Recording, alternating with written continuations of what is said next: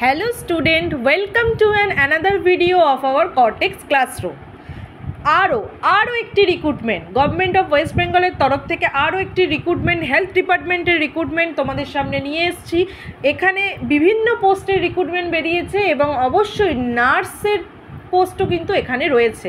এখানে কিন্তু তোমরা ইউআর অর্থাৎ আনরিজার্ভ ক্যাটাগরির নার্সের পোস্ট রয়েছে, সেখানে তোমরা অ্যাপ্লাই করতে পারবে। এছাড়াও কিন্তু মেডিকেল বিভিন্ন পোস্ট রয়েছে, যেমন medical officer, gynaecologist, paediatrician, psychiatrist, বিভিন্ন পোস্ট রয়েছে, অডিওলজিস্ট। তো চলো দেখে নেওয়া যাক যে কবে থেকে ফর্ম ফিল আপ শুরু হচ্ছে এবং এর জন্য এসেনশিয়াল কোয়ালিফিকেশন কী আছে। ভালো করে তোমরা একটু দেখো, গভর্নমেন্ট অফ ওয়েস্ট বেঙ্গলের তরফ থেকে এই রিক্রুটমেন্ট নোটিশটা বেরিয়েছে। এই রিক্রুটমেন্ট নোটিশটা কোথায় এর তোমাদের পোস্টিংটা হবে, এক্ষেত্রে কিন্তু তোমাদের পোস্টিং হবে হচ্ছে জলপাইগুড়ি ডিস্ট্রিক্টের ক্ষেত্রে।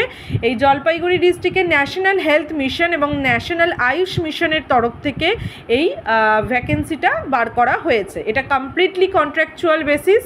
ফর্ম ফিল আপ তোমাদের শুরু হয়ে গেছে 26/9 থেকে এবং ফর্ম ফিল আপ চলবে 12/10, অর্থাৎ 26 সেপ্টেম্বর থেকে ফর্ম ফিল আপ স্টার্ট হয়ে গেছে। 12 অক্টোবর অবধি কিন্তু ফর্ম ফিল আপ চলবে। এবার কী কী পোস্ট বেরিয়েছে তোমাদের একটু আগেই আমি বললাম যে এখানে gynaecologist, paediatrician, psychiatrist, medical officer, audiologist, এরকম বিভিন্ন পোস্ট বেরিয়েছে। যে দুটি পোস্ট নিয়ে আজ তোমাদের সাথে আলোচনা করব সেই দুটি হলো, নাম্বার 1 হচ্ছে সাইকিয়াট্রিক নার্স। দেখো এখানে একটা সিট রয়েছে, সেটা আনরিজার্ভ ক্যাটাগরি অর্থাৎ জেনারেলদের জন্য। নেক্সট হচ্ছে কমিউনিটি নার্স, এখানেও একটা সিট রয়েছে, সেটা আনরিজার্ভ ক্যাটাগরির জন্য। দুটোর ক্ষেত্রেই কিন্তু তোমাদের এজ লিমিট থাকছে 40 ইয়ার্স অবধি এবং দুটোর ক্ষেত্রেই পোস্টিং হবে তোমাদের কিন্তু জলপাইগুড়ি ডিস্ট্রিক্টে। এবার কোনটার জন্য কী কী এসেনশিয়াল কোয়ালিফিকেশান লাগছে সেটা দেখে নেব। সাইকিয়াট্রিক নার্সের জন্য তোমাদের এসেনশিয়াল কোয়ালিফিকেশান লাগছে BSc in psychiatric nursing or MSc in psychiatric nursing or diploma in psychiatric nursing. মানে তোমাদের সাইকিয়াট্রিক নার্সিংয়ের ওপরে কিন্তু ব্যাচেলার ডিগ্রি, মাস্টার ডিগ্রি বা ডিপ্লোমা ডিগ্রি থাকতে হবে। নাম্বার 2 কী বলেছে? নাম্বার 2 বলেছে candidate must be a permanent resident of West Bengal and should have proficiency in local language. অর্থাৎ তোমাদের কিন্তু পার্মানেন্ট রেসিডেন্ট হতে হবে ওয়েস্ট বেঙ্গলের এবং লোকাল ল্যাঙ্গুয়েজে কিন্তু তোমাদের প্রফিসিয়েন্সি থাকতে হবে। এক্ষেত্রে তোমাদের স্যালারি হচ্ছে পার মান্থ 28,000 এবং পোস্টিং হচ্ছে জলপাইগুড়িতে। নেক্সট দেখো যেটা রয়েছে কমিউনিটি নার্স, সেক্ষেত্রেও কিন্তু একটাই সিট। এক্ষেত্রে এসেনশিয়াল কোয়ালিফিকেশান কী কী লাগছে? GNM from any institution recognised by nursing council of India or West Bengal nursing council, অর্থাৎ আইএনসি বা ডাব্লিউবিএনসি রিকগনাইজ যে কোনো ইনস্টিটিউট থেকে তোমাদের জিএনএম পাস করা থাকলেই হবে এবং তার সাথে with 1 month training in psychiatric nursing from any recognised institution. এক্ষেত্রে তোমাদের যে কোনো ইনস্টিটিউশনে অ্যাটলিস্ট 1 মান্থের একটা সাইকিয়াট্রিক নার্সিংয়ের ট্রেনিং থাকতে হবে। মানে এটা তোমরা হয়তো যারা গভর্নমেন্ট থেকে পড়ো তাদের ক্ষেত্রে বিভিন্ন হসপিটালে বা ডিউরিং ইন্টার্নশিপ টাইম তোমাদের কিন্তু এই সাইকিয়াট্রিকের ট্রেনিং কিন্তু তোমরা করে থাকো। তো সেখানকার এই 1 মান্থের একটা যদি ট্রেনিং থাকে তোমাদের করা, তোমরা এখানে অ্যাপ্লাই করতে পারছো। আর কি থাকতে হবে? আর তোমাদের ক্ষেত্রে কিন্তু এখানেও সেম জিনিস যেটা আগে আমরা দেখলাম, এখানেও কমিউনিটি নার্সের ক্ষেত্রে তোমাদের ওয়েস্ট বেঙ্গলের পার্মানেন্ট রেসিডেন্ট হতে হবে এবং তোমাদের লোকাল ল্যাঙ্গুয়েজে কিন্তু প্রফিসিয়েন্সি থাকতে হবে। এক্ষেত্রে তোমাদের স্যালারি হচ্ছে 25,000 থাকছে পার মান্থ আর পোস্টিং হচ্ছে কিন্তু জলপাইগুড়িতে। এবার এর জন্য তোমাদের কি এক্সাম দিতে হবে, ফর্ম ফিল আপ তো আমরা বলে দিলাম যে কবে তোমাদের ফর্ম ফিল আপ হবে। এবার দেখবো তোমাদের স্কেল অফ স্কোরিং কী আছে, অর্থাৎ কিসের বেসিসে তোমাদের মার্কস ডিভিশন আছে এবং কিসের বেসিসে তোমাদের সিলেকশন হবে। আচ্ছা এখানে আমি বলি পিডিএফটার মধ্যে কিন্তু সিরিয়াল নাম্বার, ভ্যাকেন্সি কোডের সিরিয়াল নাম্বার 8 আর 9 এই দুটো কিন্তু তোমাদের নার্সিংদের রয়েছে। তো তোমরা একটু ভালো করে দেখে নেবে সিরিয়াল নাম্বার 8 আর 9। দেখো দুটো ক্ষেত্রেই কিন্তু ফুল মার্কস বলেছে 100। এবার ইন্টারভিউ থাকবে দুটোর ক্ষেত্রেই 15 মার্কস করে তোমাদের ইন্টারভিউ থাকবে। তাহলে বাকি মার্কসটা কীভাবে ডিভিশন হয়েছে সেটা দেখে নাও একটু।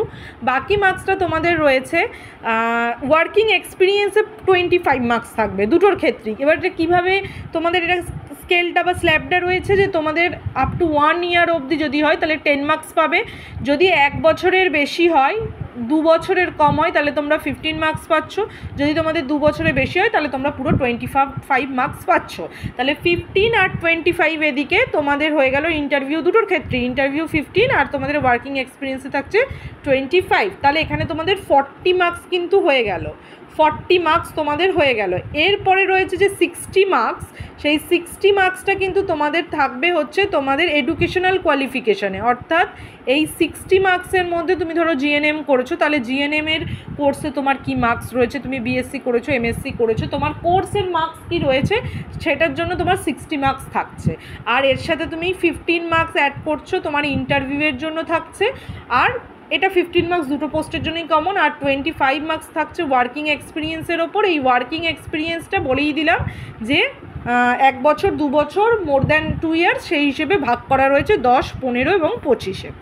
এবার এই সিলেকশানটা তোমাদের এই বেসিসে 100 মার্কসের ওপর তোমাদের কিন্তু শর্টলিস্ট করা হবে। এবার দেখব আমি যে তাহলে আমাদের পরীক্ষা কবে হতে পারে, কারণ যেহেতু এখানে একটা ইন্টারভিউয়ের কথা আছে, তোমাদের রিটেন টেস্ট তোমাদের নেই, তোমাদের ওয়ার্কিং এক্সপিরিয়েন্স আর এসেনশিয়াল কোয়ালিফিকেশানে তোমরা যেমন রেজাল্ট করেছো তার উপরেই নাম্বার আছে। এবার ইন্টারভিউতে তোমাদের যে ডাকা হবে সেই ইন্টারভিউয়ের ডেট কবে আছে সেটাও কিন্তু এখানে পাবলিশ করে দেওয়া হয়েছে। তোমরা খুব ভালো করে দেখো, তোমাদের দুটো নার্স অর্থাৎ সাইক্রিয়াটিক নার্স এবং কমিউনিটি নার্সের ক্ষেত্রে ডেট অফ ইন্টারভিউ কিন্তু হচ্ছে 16 তারিখ, তোমাদের 16 অক্টোবর কিন্তু রয়েছে তোমাদের এই ইয়েটা কি বলে ইন্টারভিউটা রয়েছে।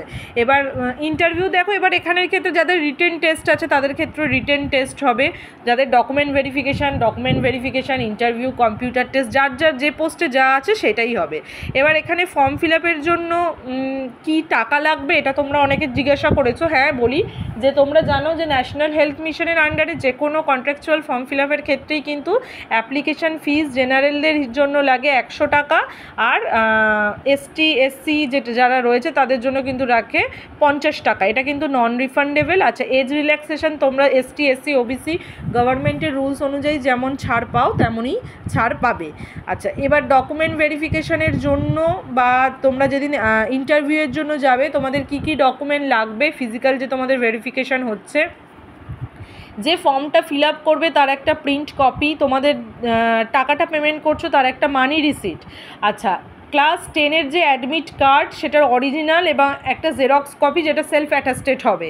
এছাড়া তোমরা কিন্তু class 10, 12 graduation, post graduation, BSc nursing, GNM nursing, MBBS, DNB যে পোস্টে যেমন লাগছে ধরো সেই সমস্ত মার্কশিটগুলো কিন্তু তোমরা অরিজিনাল ক্যারি করবে, তার সাথে জেরক্স কপি যার প্রত্যেকটা সেলফ অ্যাটাস্টেড হবে।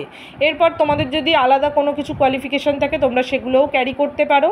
আচ্ছা, West Bengal nursing council INC যেটা যার আছে সেটা ওয়েস্ট বেঙ্গল মেডিকেল কাউন্সিলের, তার কিন্তু রেজিস্ট্রেশন যে সার্টিফিকেট সেই রেজিস্ট্রেশন সার্টিফিকেট লাগছে তোমাদের, সেই রেজিস্ট্রেশন সার্টিফিকেট অরিজিনাল এবং xerox copy self attested carry করবে। আচ্ছা, এক্সপিরিয়েন্স তোমাদের সার্টিফিকেট যার যেখানে সেখানে joining letter, date of joining, date of leaving, experience সার্টিফিকেটটা কিন্তু লাগছে। আর এনওসি লাগবে, যে যদি গভর্নমেন্টের অর্গানাইজেশনে কাজ করে সেক্ষেত্রে কিন্তু তাদের ক্ষেত্রে এনএসি ডকুমেন্ট ভেরিফিকেশনের ক্ষেত্রে লাগছে। এছাড়া আইডি প্রুফ হিসেবে তোমাদের আধার কার্ড, ভোটার কার্ড বা যে কোনো অ্যাড্রেস প্রুফ অরিজিনাল এবং জেরক্স ক্যারি করবে। সব কটা ডকুমেন্টই কিন্তু অরিজিনাল কাছে রাখবে এবং তার সাথে তোমরা জেরক্স কপি সেলফ অ্যাটাস্টেড ফর্মে কাছে রাখবে। তাহলে তোমাদের ডেট অফ ইন্টারভিউ বলে দিলাম আমি যে কবে হচ্ছে, আর ফর্ম ফিল আপ কবে হচ্ছে। ফর্ম ফিল আপ ক্লোজিং হয়ে যাবে কিন্তু 12 তারিখ, খুব তাড়াতাড়ি ফর্ম ফিল আপ করে নাও। তারপর কিন্তু তোমরা ওয়েবসাইটে শর্টলিস্টেড ক্যান্ডিডেট যারা হচ্ছে তাদের কিন্তু লিস্ট বেরোবে, সেই অনুযায়ী তোমাদের কমিউনিটি নার্স এবং সাইক্রিয়াটিক নার্সের যে ডেট আছে সেই ডেট অফ ইন্টারভিউতে তোমাদের কিন্তু সেখানে গিয়ে ফিজিক্যাল ভেরিফিকেশান করাতে হবে, ডকুমেন্ট ভেরিফিকেশান করাতে হবে এবং তোমাদের ইন্টারভিউ দেবে এবং সেই অনুযায়ী আউট অফ 100 তোমাদের কিন্তু সিলেক্টেড ক্যান্ডিডেটের লিস্টটা বেরোবে। ভিডিওটি ভালো লাগলে বেল বাটনে ক্লিক করে চ্যানেলটিকে সাবস্ক্রাইব করবে।